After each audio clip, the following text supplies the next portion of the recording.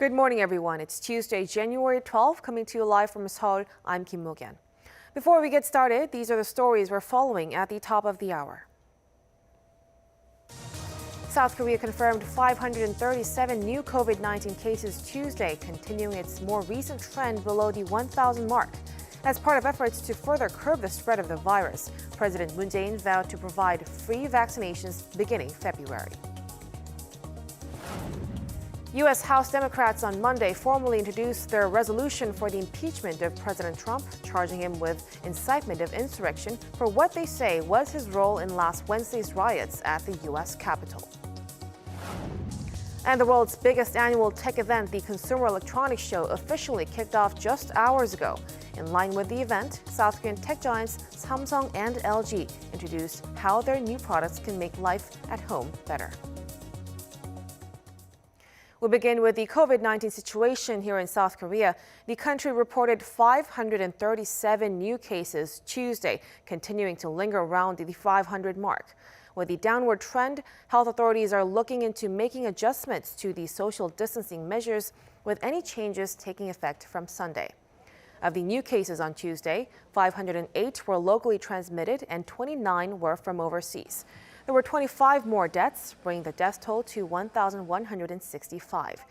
South Korea's total number of cases is now approaching the 70,000 mark. South Korea has added people aged to 50 to 64 and correctional facility inmates to its provisional list of vaccination priority recommendation groups. Health authorities say they expect 32 to 36 million people in South Korea to be given priority.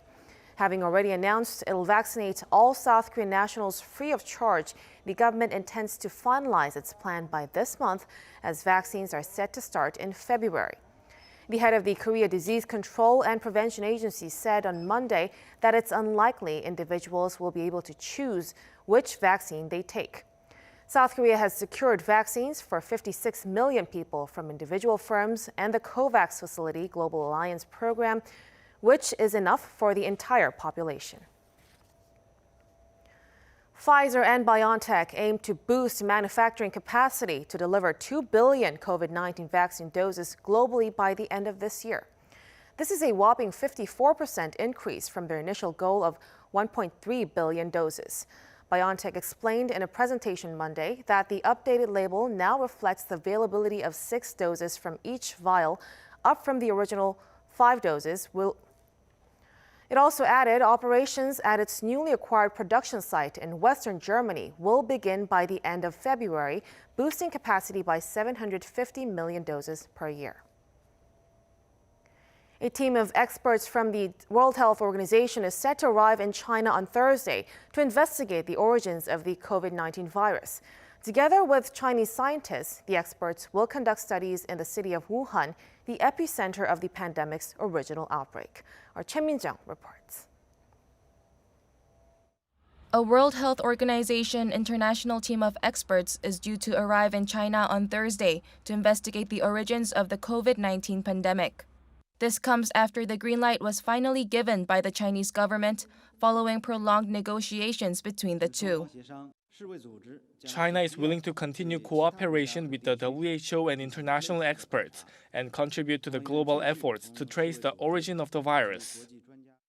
The WHO chief welcomed the news on Twitter, expressing hopes that working together with Chinese scientists will help identify the source of the virus. The chief also said the studies conducted by 10 experts are set to begin in the city of Wuhan, where the first case of COVID-19 was detected. The health organization also insisted that the mission to China was not a search for, quote, somebody to blame, but to find scientific answers. Ahead of the trip, the team stressed the importance of understanding how the virus first spread from animals to humans. One of the investigators going to China indicated that this trip would better prepare the world against potential diseases in the future. There are, of course, ideas about where the virus originally has come from, most likely bat reservoirs, but can we somehow reconstruct how exactly that happened, to learn from that for the future of preparedness for emerging diseases? There is a lot of speculation over the origin of the virus, including a recent study from the University of Milan showing that a woman in Italy was infected a month before the first confirmed case in Wuhan. However, there is hope that the cooperation between the WHO and China will bring the world a step closer to uncovering the source of the virus, which has killed more than 90 million people worldwide. Choi Min-jung, Arirang News. North Korea's Workers' Party Congress continues to rumble on in Pyongyang. After a major leadership reshuffle this week, North Korean delegates on Monday worked on a resolution on implementing Kim Jong-un's guidance. This time, discussions were held in detail sector by sector. Our Unification Ministry correspondent, Kim Dami, has the details. On day 7 of the regime's rare party congress in Pyongyang, North Korean officials reviewed a draft resolution on the policy goals laid out by their leader, Kim Jong-un. During earlier sessions, Kim vowed to continue nuclear development while restoring the North's economy based on self-reliance. For the first time, he also officially confirmed the regime is in the final stages of testing a new nuclear-powered submarine. According to the North State media on Tuesday, meetings on defense again stressed that powerful defense capabilities by the regime will secure safety and peace. Monday's discussions also covered goals for the economy, agriculture, education, and health sectors. The 4 members of the Politburo Standing Committee presided over the meetings without Kim. Watchers note holding such detailed discussions is a move to highlight that the Congress is a working conference that reflects more than one voice. Also Monday, delegates were seen wearing face masks for the first time since the start of the event. Now into a full week, the Congress seems to be nearing its conclusion, but the final day has yet to be announced. Kim Dami, Arirang News. Citing what they say in his role in last Wednesday's riots at the U.S. Capitol, House Democrats on Monday formally introduced a resolution to impeach President Trump for a second time, this time accusing him with incitement of insurrection. Our Lee Seung-jae has more. In a step toward possibly making Donald Trump the first U.S. president in history to be impeached twice, House Democrats on Monday formally introduced their resolution for impeachment, charging him with incitement of insurrection for what they say is his role in last Wednesday's riots at the U.S. Capitol. The Democrats also tried to move the resolution on the same day, urging Vice President Mike Pence to invoke the 25th Amendment to remove President Trump from office. But House Republicans blocked the request. The single impeachment article points to Trump's repeated false claims that he won the November 3rd election and his speech to a crowd of his supporters last Wednesday before a group of those supporters breached the Capitol. The article also cites the president's call with Georgia's Republican Secretary of State, where Trump urged him to find enough votes for him to win the state. The resolution states that President Trump gravely endangered the security of the United States and its institutions of government. It added President Trump threatened the integrity of the democratic system, interfered with the peaceful transition of power for the upcoming Biden administration, and imperiled a co-equal branch of government. The resolution was introduced by Democrats David Cicilline of Rhode Island, Jamie Raskin of Maryland, and Ted Lieu of California. The resolution also cited the 14th Amendment, which prohibits any person who had engaged in insurrection or rebellion against the United States from holding office.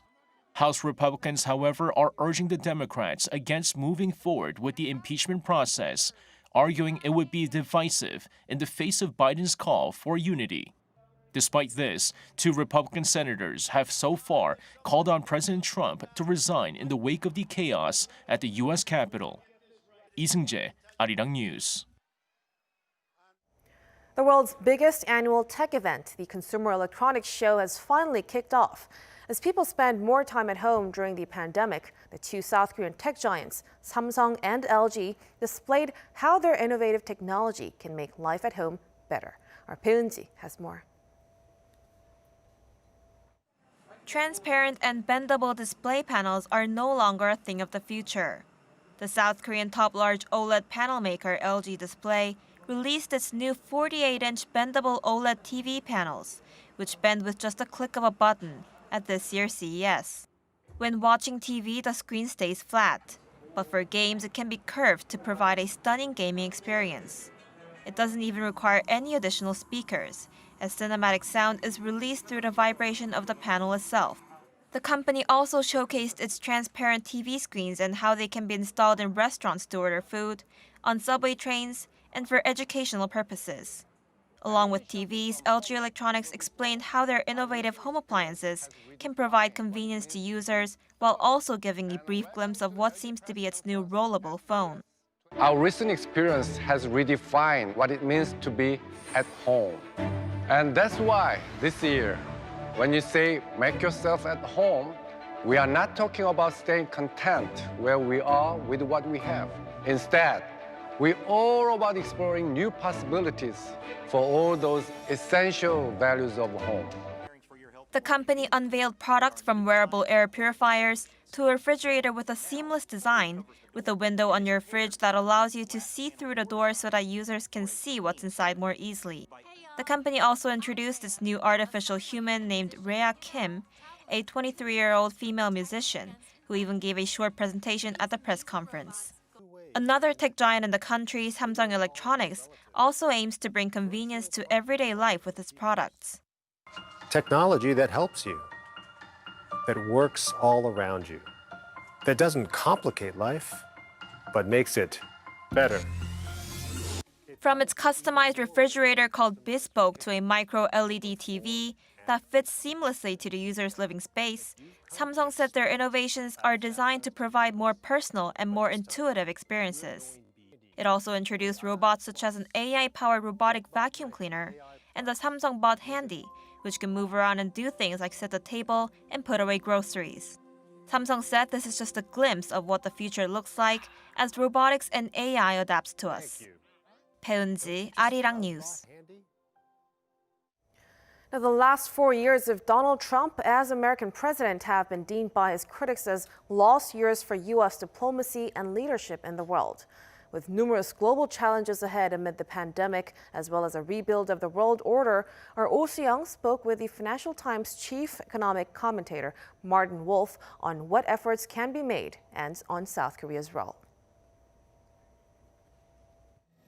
South Korea can play a greater role in re-establishing the spirit of multilateralism in the post-COVID world.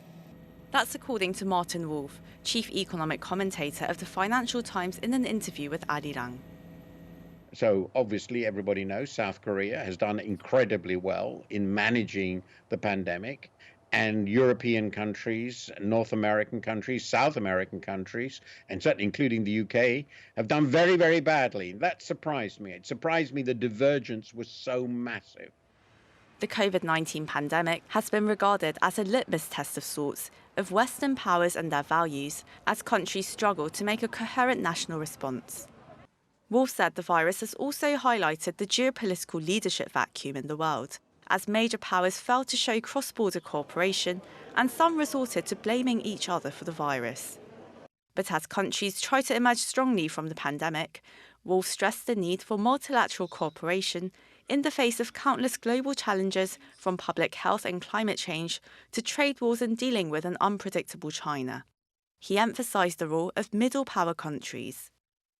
Countries like South Korea should also play a very big role in trying to stabilize the multilateral order and think more broadly, to think globally, because despite the shift back to nationalism, it's obvious that we share one world.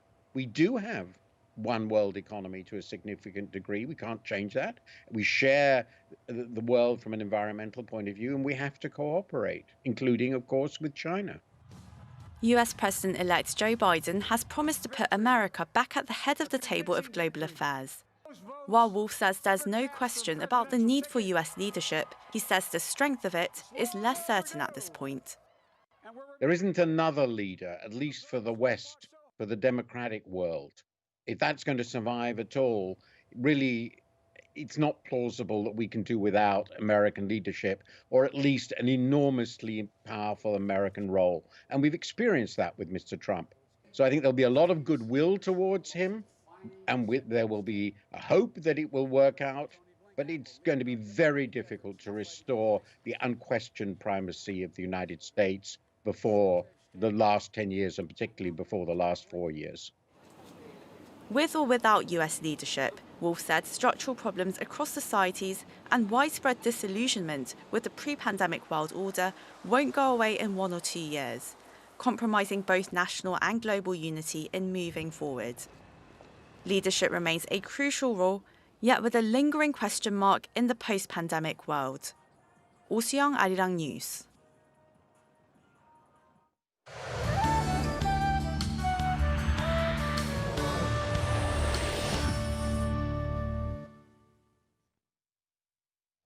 Good morning. The piercing cold snap that swept the country for days will finally ease this afternoon. So we'll have afternoon temperatures right around the season norms. But there are a few things we'll need to keep in mind in terms of the weather today, especially for those in central parts of the country. More snow is on the way for central regions from this afternoon. 1 to 5 centimeters are in the forecast, and it could linger into late into the night, so please drive with care during the evening commute. Along with the snow, central regions and the Chungcheong-do provinces will have high levels of fine dust, so be sure to use a face mask that can block the fine dust today. Highs will be 4 to 6 degrees higher compared to yesterday, getting up to 5 degrees Celsius over in Daegu and Gyeongju, while many parts of the east will have mostly sunny skies. The warming trend continues until late Friday, which will bring another band of freezing conditions ahead of the weekend.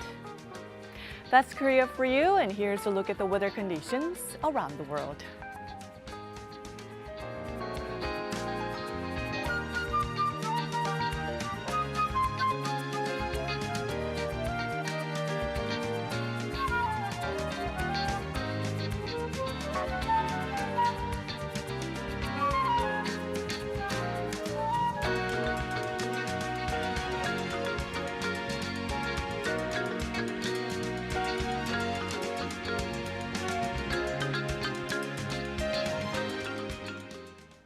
That's a wrap for us at the hour on Arirang News. We'll be back with more of the day's headlines at noon Korea time, so stay tuned. Thank you for watching, and goodbye.